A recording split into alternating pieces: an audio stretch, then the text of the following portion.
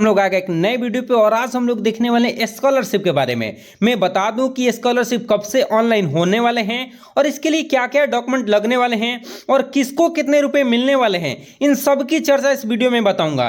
क्योंकि confirm date इसके लिए आ गया है कि आखिर इसके लिए आवेदन कब से कब तक आप लोगों को करना है और इसके लिए क्या क्या डॉक्यूमेंट लगने वाले हैं। तो इस पूरी प्रक्रिया में इस वीडियो में बताने वाला हूं। एक भी अगर मिस्टेक करते हैं, कोई भी डॉक्यूमेंट आपका गलत हो जाता है तो आपको 25,000 रुपये से आप वंचित रह जाएंगे। तो इसलिए पूरा वीडियो वॉच करके जाइए कि आखिर डॉक्यूमेंट क्या क्या लगेंगे। आपको जो डॉक्यूमेंट नहीं है आप इकट्ठा कर लीजिए, क्योंकि 25,000 रुपया रकम आपको सबको मिलने वाला है।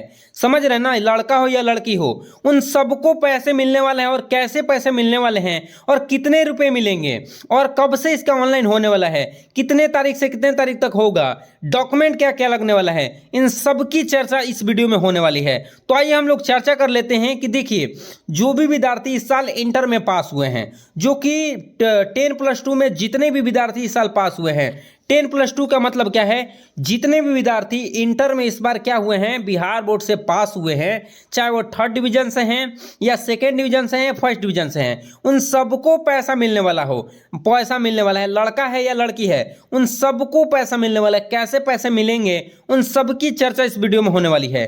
तो देखिए, मैं सबसे पहले बच्चियों सब की बातें कर लेता हूं। तो कोई भी बच्ची जो 1st डिवीजन से है या 2nd डिवीजन से है या 3rd डिवीजन से है, उन सबको, इन तीनों को मिलने वाला है क्या चीज, 25,000 रुपया मिलने वाला है। कोई भी लड़की जो कि बिहार बोर्ड से 1st डिवीजन है या 2nd डिवीजन से पास है या 3rd डिवीजन से पास है, उन सबको मिलने वाला है 25,000 रुपया मिलने वाला है।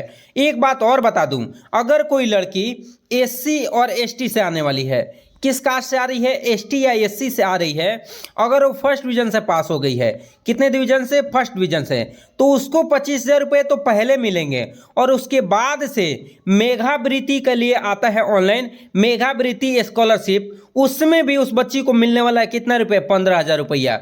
फिर से सुन लीजिए, कोई अगर बच्ची जो बिहार बोर्ड से 1st डिवीजन है लेकिन वो किस कास्ट से आती है, SC या ST कास्ट से आती है, तो उनको 25,000 रुपये तो मिलेंगे ही मिलेंगे, प्लस पॉइंट मेघा छात्रवृत्ति के तरफ से कितने मिलने वाले हैं, 15,000 रुपये मिलने वाले हैं।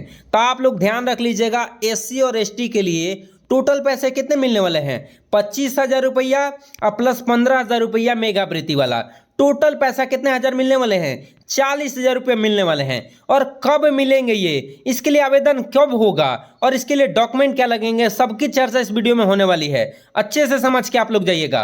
और एक बात बता दूं, अगर कोई बच्ची जो SC और ST कास्ट से आती है और वो 2nd डिवीजन से पास है, तो उसको कितने मिलने वाले हैं, उसको 25,000 मिलेगा और प्लस पॉइंट मेधावृत्ति की तरफ से 10,000 रुपये मिलने वाले हैं। मतलब टोटल कितने रुपये मिलने वाले हैं, 25,000 रुपया उसको, 25,000 प्लस 10,000, 35,000 रुपया उसको टोटल मिलने वाले हैं। तो देखिए, मैं चर्चा क्या कर दिया कि कोई भी जो किसी भी कास्ट से आती हूँ, BC से आती हूँ, EBC से आती हूँ, जनरल से आती हूँ या ST से आती हूँ या ST से आती हूँ, इन सबको मिलने वाला है जो इस साल सिर्फ पास हो गई हैं, चाहे वो 3rd डिवीजन से हो या 2nd डिवीजन से हो या 1st डिवीजन से हो, सबको मिलेंगे कितने रुपये, 25,000। आप समझ गए हो।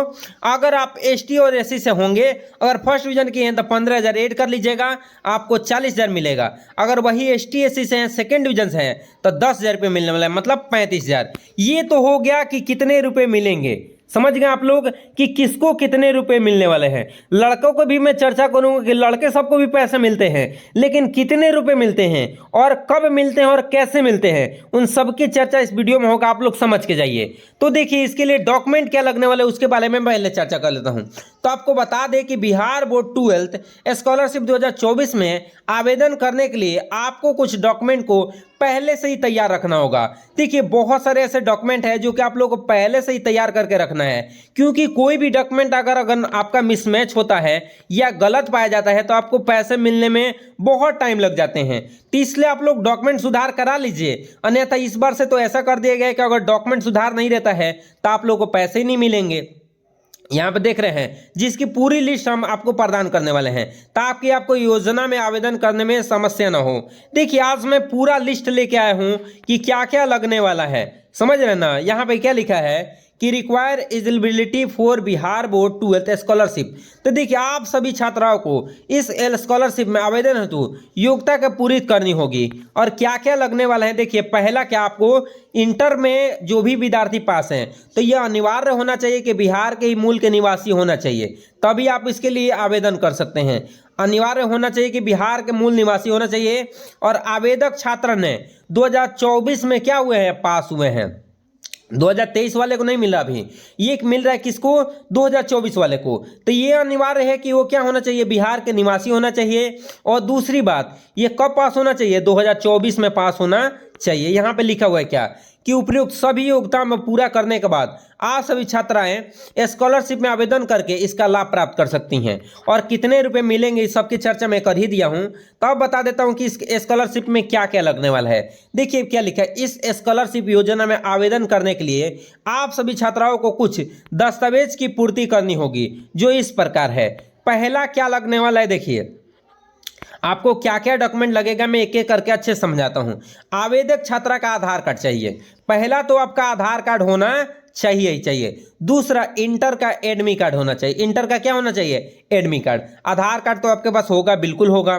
और क्या, इंटर का एडमिट कार्ड भी होगा। बैंक का पासबुक आपको लगने वाला नहीं है इस बार से, क्योंकि इस बार से क्या हो गया है मैं बता देता हूं।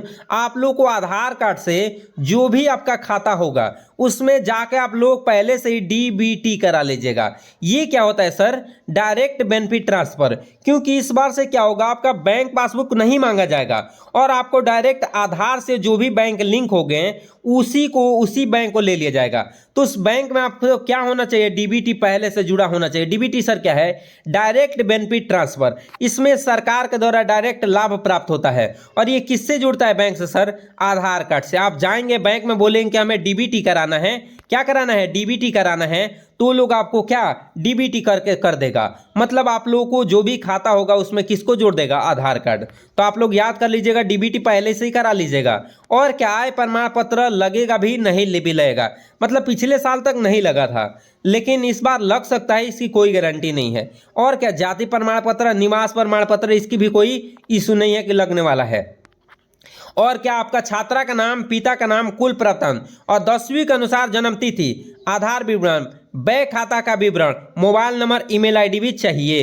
एक बात और मैं बता दूं, आप लोग को 10th क्लास का भी मार्कशीट लगेगा। 10th क्लास का मार्कशीट अपलोड करने के लिए भी मांगेगा। तो जब भी आप आवेदन कराने के लिए जाएं तो 10th क्लास का आप लोग जरूर क्या लेके जाइएगा, मार्कशीट लेके जाइएगा। और क्या, एक बात और बता दूं, जो आधार कार्ड पे आपका नाम है वही नाम आपका बैंक अकाउंट पे होना चाहिए, वही नाम आपके मार्कशीट पे होना चाहिए। ऐसा नहीं कि मार्कशीट पे कोई और नाम है और आधार पे कोई और नाम है और पासबुक पे कोई और नाम है, फिर पैसे नहीं मिलेंगे आपको। तो जो भी छात्रा का नाम है तो आधार कार्ड पे वही रहना चाहिए जो मार्कशीट पे है, और वही क्या पासबुक पे है। पिता का भी नाम वही रहना चाहिए। और 10वीं के अनुसार जन्म तिथि जो आपको पासबुक पे है, जो आधार कार्ड पे है, और जो आपके मार्कशीट पे है वही आधार कार्ड भी रहना चाहिए। और क्या, देखिए आधार विवरण सही होना चाहिए, मोबाइल नंबर चाहिए, और क्या इसके साथ साथ चाहिए ईमेल आईडी। अब आप लोगों को तो ये तो हो गया डॉक्यूमेंट लगने वाला है। यहाँ पे क्या लिखा है, देखिए कि अपना नाम कैसे लिस्ट में देखेंगे। तो देखिए अपना नाम लिस्ट में कैसे देखेंगे, तो इस स्कॉलरशिप योजना के तहत जारी लिस्ट में अपना नाम चेक करने के लिए आपको क्या करना होगा, स्टेटस देखने के लिए आप लोग को क्या रजिस्ट्रेशन नंबर डाल के आप लोग देख सकते हैं। रजिस्ट्रेशन नंबर डाल के आप लोग क्या कर सकते हैं, देख सकते हैं। लेकिन एक बात मैं आप लोग को पहले से ही बता देना चाहता हूँ कि जैसे ही आप लोग पहली बार, यहाँ पे लिखा है कि आपको यहाँ मांगी गई जाने वाली योजना के तहत अंत में सबमिट करना होगा। और सबमिट करने के पश्चात जो भी आपको मैं डॉक्यूमेंट बताया ये लेके जाएंगे, तो आपका जैसे ही फॉर्म फिलअप होगा और उसके बाद फाइनल में सबमिट करना होगा। सबमिट करने के पश्चात 7 दिनों के अंदर, या हो सकता है किसी का 10 दिन भी लग सकता है, किसी का 1 मंथ भी लग सकता है। कारण यह है कि अगर डीबीटी पहले से जुड़ा रहेगा तो बहुत जल्दी आपका यूजर आईडी और पासवर्ड मिल जाएगा। अगर डीबीटी जल्दी नहीं जुड़ा हुआ है तो 10 दिन भी लग सकते हैं, 1 मंथ भी लग सकते हैं।